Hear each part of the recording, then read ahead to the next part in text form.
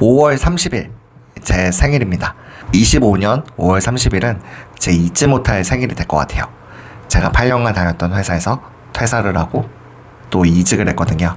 그래서 오늘은 제가 퇴사를 하면서 겪고 느꼈던 부분들과 이번에 제 이직을 맞이하고 이직을 준비했던 과정들, 그리고 거기서 배웠던 것들을 좀 말씀드려 보도록 하겠습니다. 저는 이제 8년 동안 한 회사의 프리랜서 헤드헌터로 있었어요. 제 예전 영상들을 보신 분들은 아시겠지만 제가 삼성에서 그리고 해외 근무를 하고 퇴직을 해서 처음 3년간은 정말 최저임금으로 버텼습니다. 그리고 그 다음 연도에는 사실 대기업 임원보다도 나은, 적어도 제 동기들보다는 나은 수입을 얻으면서 그래도 만족하며 일을 하고 있었어요. 그런데 그 가운데 작년 올해가 상당히 어려운 해였거든요. 제 셋째가 작년 2월에 태어나기도 했고요. 그리고 몇 개 회사들을 이렇게 진행을 해봤는데 시장의 온도가 너무 다른 거예요. 업력이 어느 정도 되고 그래도 어느 정도 이상의 성과를 냈던 헤드헌터들은 이제 이 정도 내가 추천하면 이 정도 서류 통과율, 이 정도 면접, 이 중에 한두 분은 합격을 하시겠구나 이렇게 잡히는 부분들이 있는데 4월경인가요? 그랬는데 입사 취소가 2건이 됐어요. 그리고 제가 지금 되게 잘 나가는 회사에 동료분들과 함께 20분을 추천했는데 한 번도 뽑히지 않았었어요.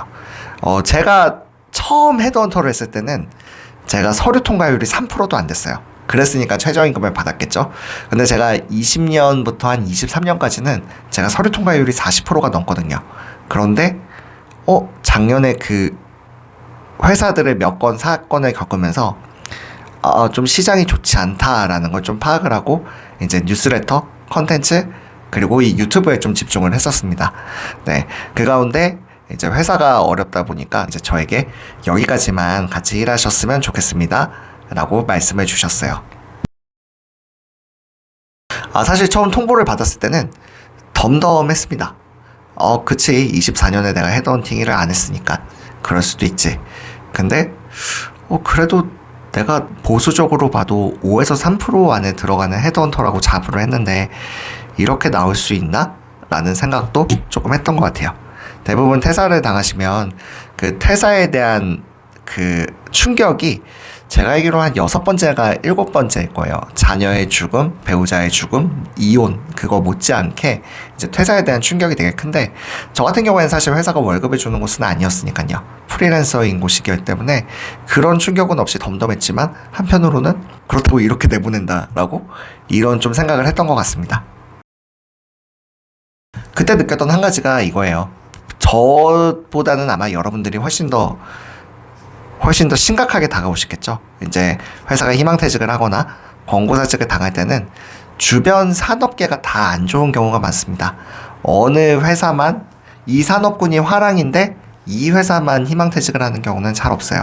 그런 경우에는 오히려 처음에 저성과자로 나오게 될 때는 오히려 아직 시장에 소문이 퍼지지 않아서도 좋게 이직을 하시는 경우들도 많이 있으세요.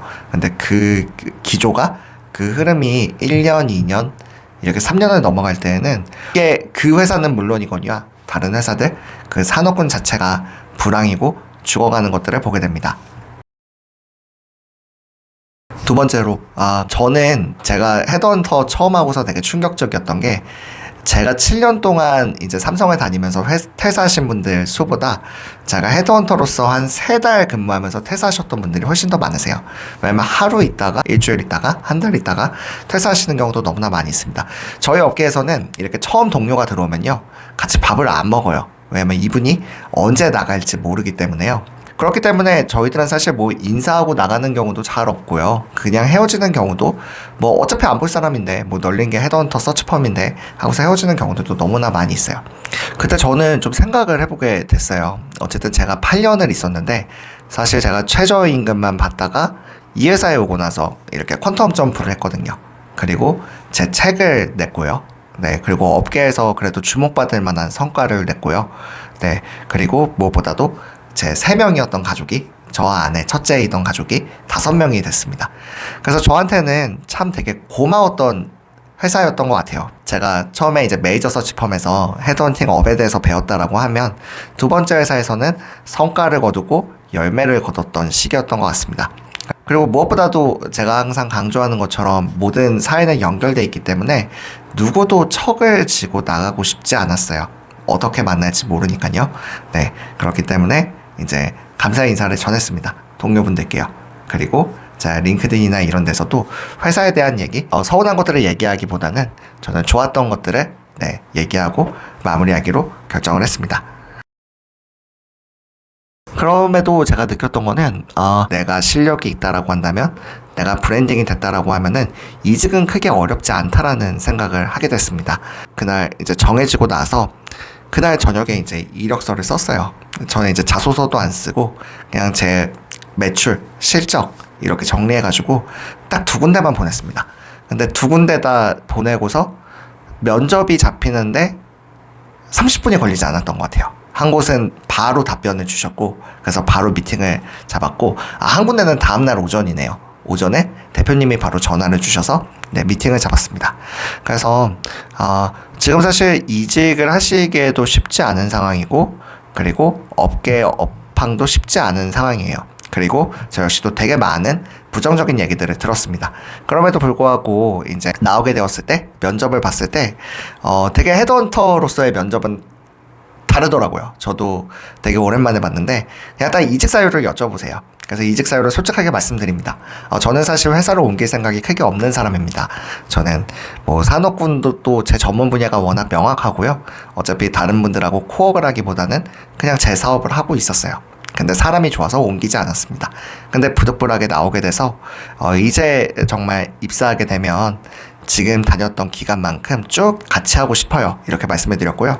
그 다음에는 이제 대표님들의 구애가 시작이 됩니다. 이제 자기들의 수수료 스킴이라던가 이제 무엇을 제공해 줄 수 있는지. 일반 지원자들하고는 다르게 저희는 이제 조건을 설명해 준다라고 하는 것은 이것만 마지막에 입사하겠다라는 거거든요. 그래서 퇴사한 날 이제 2군데 다 합격을 하게 됐어요. 그리고 제가 다음날 고민을 해서 이제 한 군데 정중하게 말씀드리고 선택을 하게 됐는데요.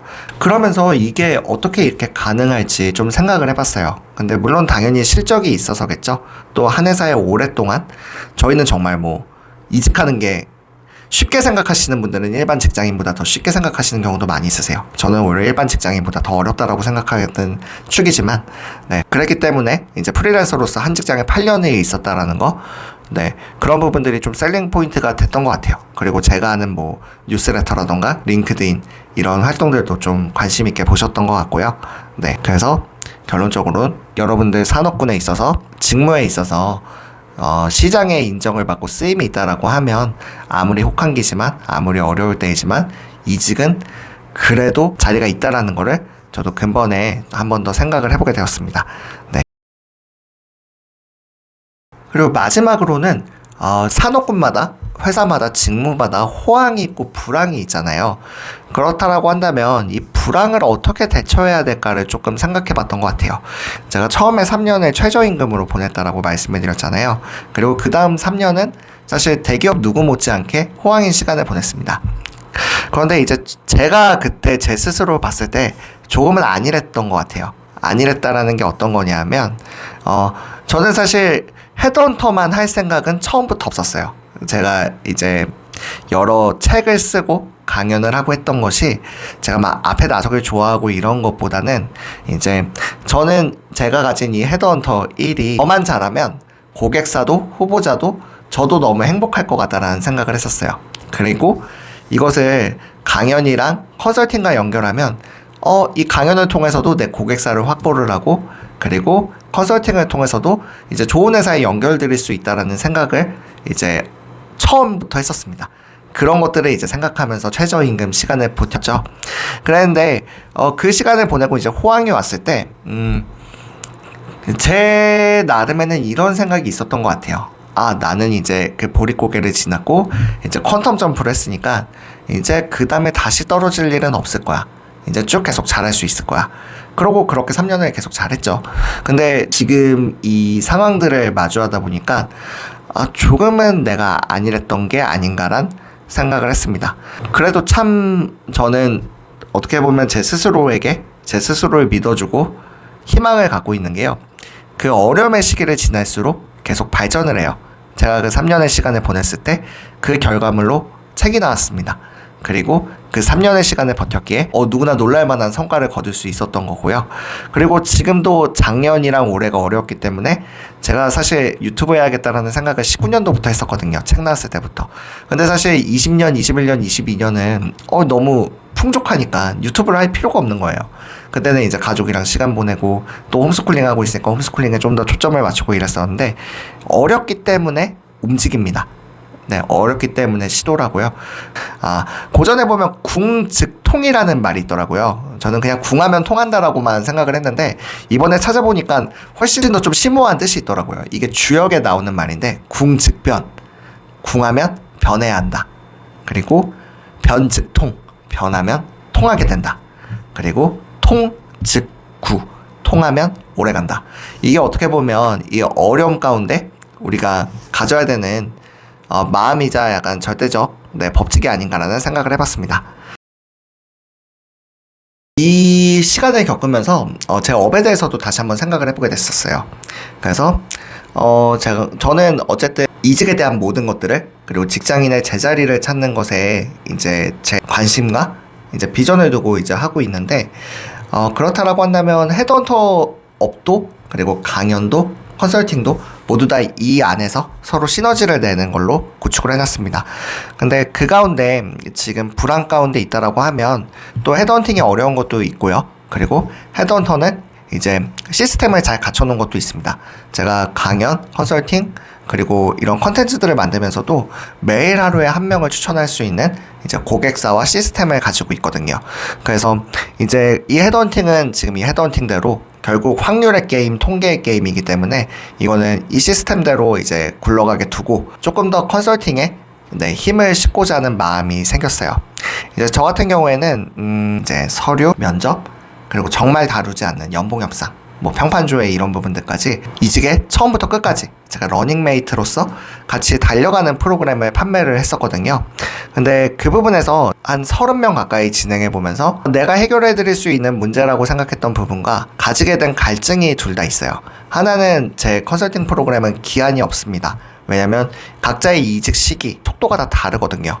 이분이 진짜 경력기술서 쓰실 때, 이분이 진짜 면접 보실 때, 연봉 협상 하실 때 실질적인 도움을 드리는 게 좋다라고 생각을 했었는데 그 가운데 이제 아쉬웠던 부분들도 있어요. 왜냐면 그분들 속도로 두다 보니까 이제 마냥 늘어지는 경우들이 생기는 거죠. 한 달 만에 서류부터 입사까지 끝내신 분들이 있는데 느려지신 분들은 제가 어제도 컨설팅 했었는데 6개월 만에 컨설팅 하셨던 분이거든요. 그분의 속도에 따라서 맞추는 거면 괜찮지만 좀 목표 달성에 느려질 수 있겠다라는 생각이 들어서 그 부분들을 조금 보완을 해서 같이 이직을 준비하시는 분들하고 같이 좀 뛰어보고자 하는 그런 마음을 가지고 있습니다. 제가 진행할 수 있는 적정 인원들을 가지고 제가 직접 만나 뵙기도 하고 각 단계마다 제가 필요한 도움을 이제 어느 기간을 정해서 끝나는 게 아니라 이제 이직의 한 사이클을 다 도는 방법으로 하려고 하거든요.